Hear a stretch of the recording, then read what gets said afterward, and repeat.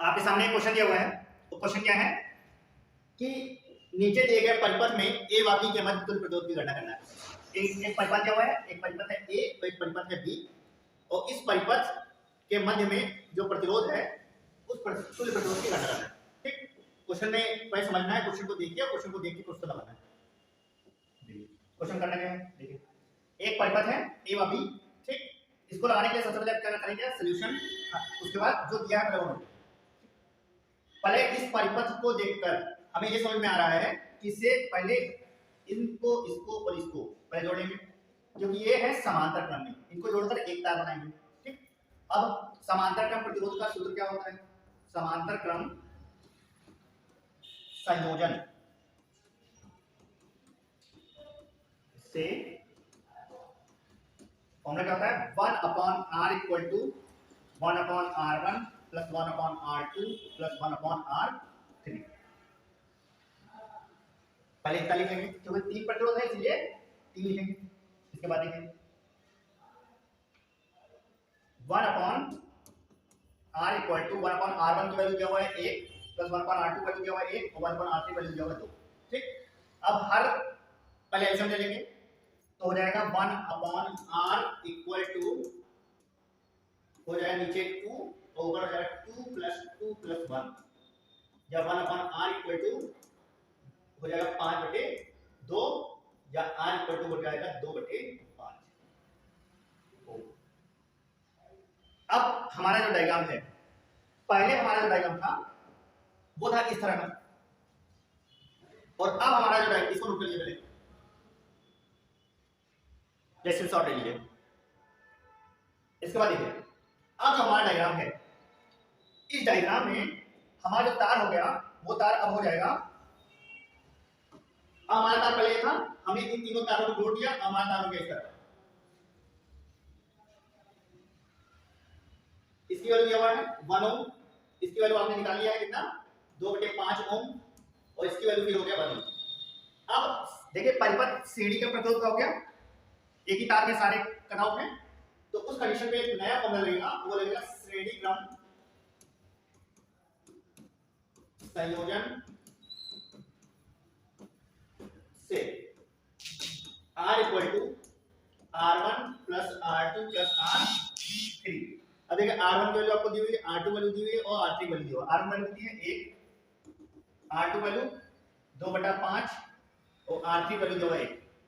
अब ये करना है R इक्वल टू इसमें से मल्टीप्लाई करेंगे 5 हो जाएगा, प्लस 2 हो जाएगा, इसमें से मल्टीप्लाई करेंगे 5 हो जाएगा बटे 5। R इक्वल टू 5 दूनी 10, 5 2 7, 7 5 12, 12/5। ये जो R का मान तुल्य प्रतिरोध जो आया है वो 12/5, या इसको डिवाइड कर लीजिए तो आपका आंसर आएगा 5 × 10 5 को 20, 2.4 ओम। जो आपका इस क्वेश्चन के अकॉर्डिंग क्वेश्चन क्या होगा, A व B के मध्य तुल्य प्रतिरोध की गणना करना है, तो A व B के मध्य तुल्य प्रतिरोध आएगा वो आएगा 2.4 ओम। इसको स्क्रीनशॉट ले लीजिए, इसके बाद नया क्वेश्चन।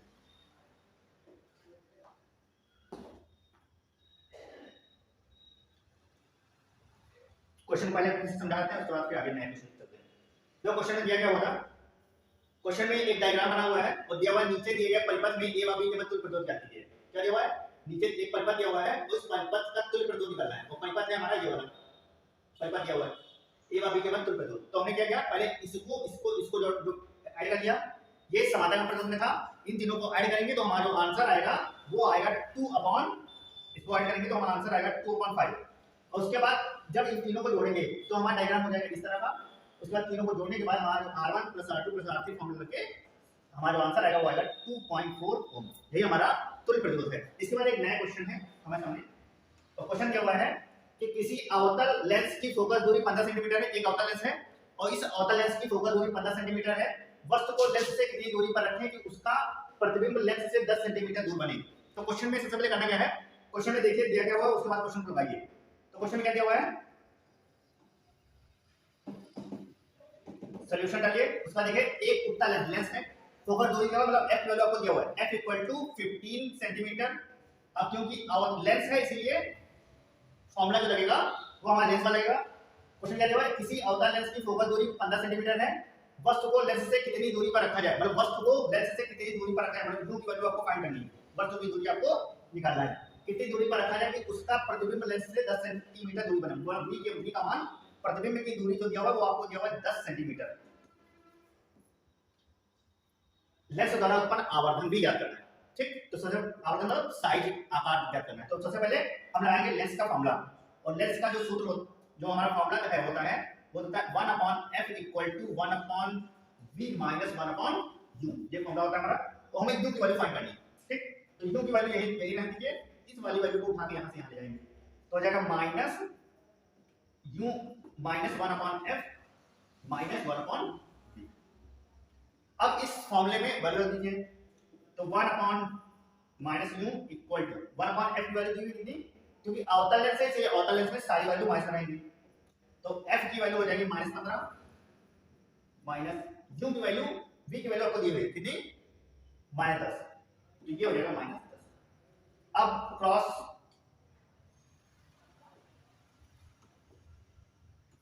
आपको दिया हुआ है 1/u equal to cross multiplication और ये इसका इससे -10 माइनस लगा माइनस लगा दो, इसको इससे करेंगे तो -15। आप एलसीएम मेथड से भी कर सकते हो, अगर आपको आता है बस कंफ्यूजन हो रहा है एक बार करने में तो आप क्रॉस मल्टीप्लिकेशन करते रहिए। इसके बाद इसको इससे मल्टीप्लाई करेंगे तो हो जाएगा माइनस माइनस प्लस हो जाएगा प्लस 1.5। इतना बात समझ में आई। अब ये करना क्या है, क्योंकि हमें वस्तु की दूरी करना है इसलिए u - u इक्वल टू अब देखिए -10 और माइनस प्लस 15/150 या -u इक्वल टू, अभी इसको से घटाएंगे तो माइनस प्लस माइनस होता है तो -5 हो जाएगा प्लस 5 हो जाएगा, जो बड़ी संख्या में जो चीज वही लगेगी अपॉन 150 या 1/-u इक्वल टू इसको काटेंगे तो आएगा 5×15 तो 1/30 या v 1/v इक्वल टू 1/30 या -u इक्वल टू 30 या u इक्वल टू -30 सेंटीमीटर।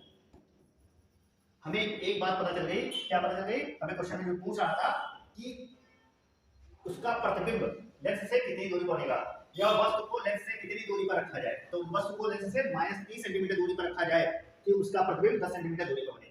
पहले स्क्रीनशॉट ले लीजिए क्या बताते हैं।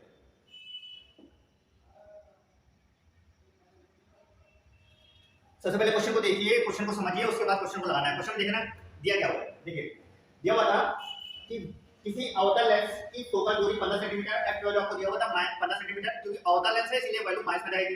इसके दिया हुआ वस्तु को लेंस से कितनी दूरी पर रखा जाए, मतलब वस्तु की दूरी आपको निकालना है। वस्तु की दूरी को रिप्रेजेंट करते हैं u से कि उसका प्रतिबिंब लेंस से 10 सेंटीमीटर दूरी पर, मतलब v की वैल्यू आपको दिया हुआ है कितना, v मतलब प्रतिबिंब की दूरी आपको दिया हुआ है, वो दिया हुआ कितना -10 सेंटीमीटर, 10 सेंटीमीटर दिया हुआ है क्योंकि अवतल लेंस है, अवतल लेंस में वैल्यू हमेशा माइनस में रहती है सारी वैल्यू, ये आपको दिया हुआ है।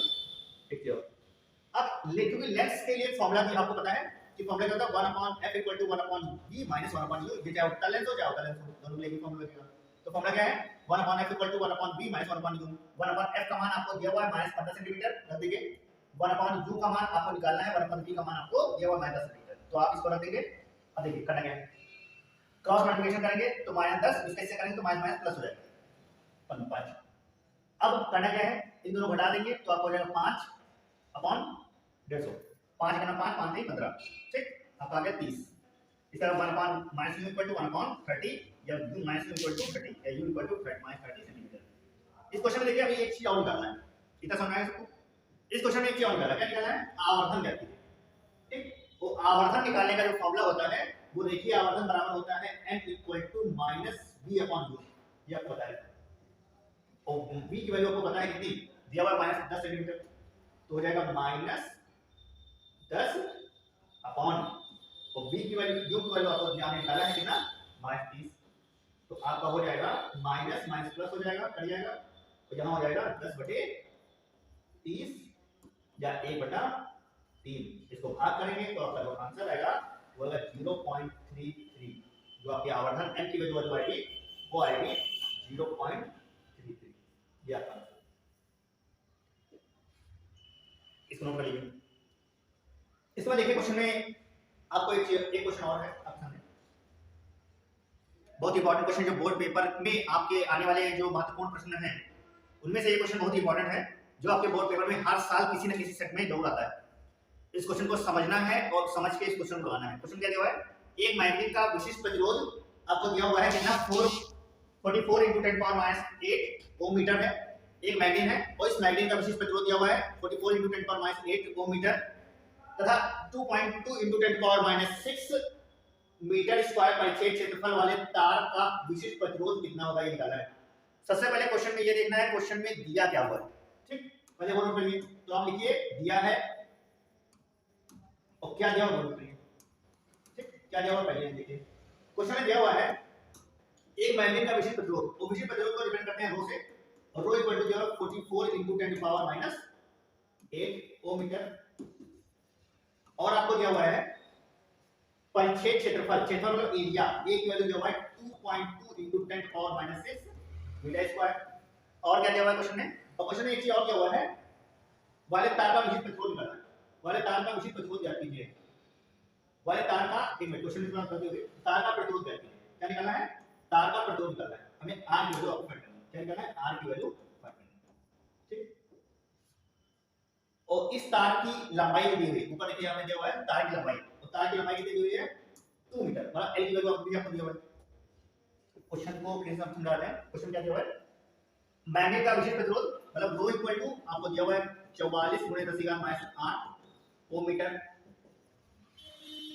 तथा ओम मीटर है, इसके 2 मीटर लंबे, मतलब एल की वैल्यू आपको दिया हुआ है 2 मीटर, एरिया आपको दिया हुआ है, क्षेत्रफल दिया हुआ है कितना 2.2 × 10⁻6 मीटर स्क्वायर, और हमें क्षेत्रफल निकालना है, हमें प्रतिरोध ज्ञात करना है, आर निकालना है। और फॉर्मूला होता है R equal to rho L upon ए।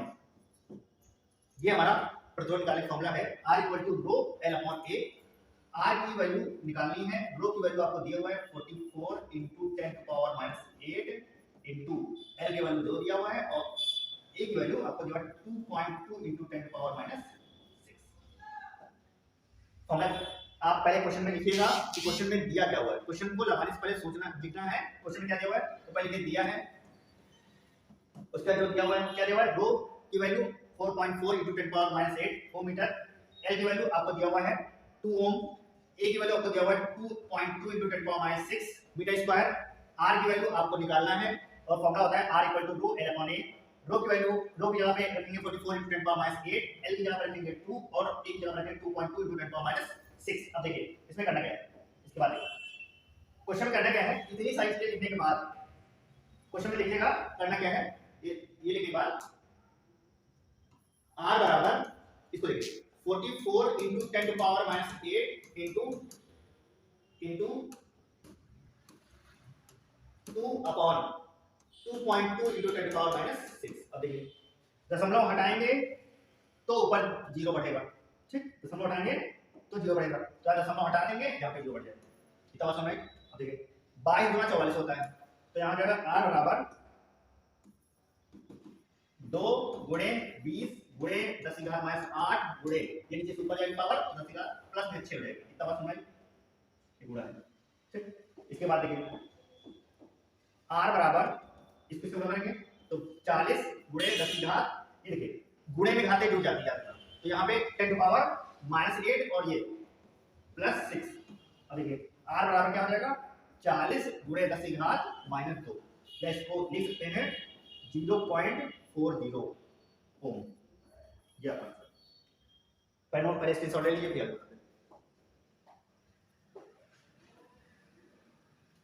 देखिए क्वेश्चन क्या दिया हुआ है।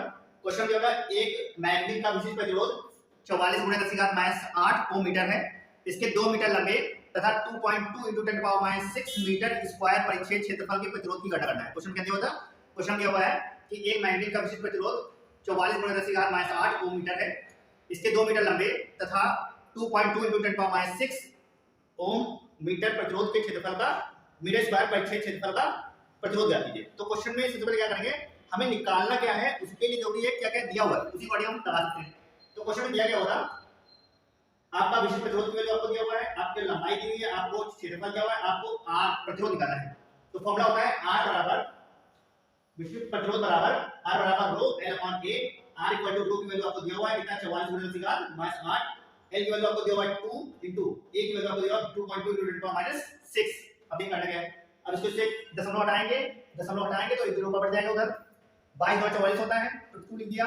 अब इंटू 20 × 10⁻8 और ये ऊपर जाएगा तो 6। अब देखिए इसको से मल्टीप्लाई करेंगे तो हो जाएगा 20 और 40, और इसको से घटा देंगे तो गुणे में भाते जुड़ जाती है, तो इसको से जोड़ेंगे तो ये हो जाएगा माइनस में प्लस में, तो संख्या घट जाएगी। अब लिखना क्या है, 40 गुणे इन दोनों घटाएंगे तो आएगा -2, तो इसको भाग करेंगे, इसको इस तरह से आगे 40/100, इसको भाग करेंगे तो अपना आंसर आएगा 0.40 ओम। क्वेश्चन को समझिए और समझ के क्वेश्चन को लगाना है।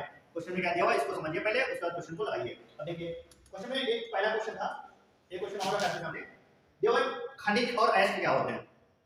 क्वेश्चन क्या है, क्वेश्चन के बाद खनिज क्या होते हैं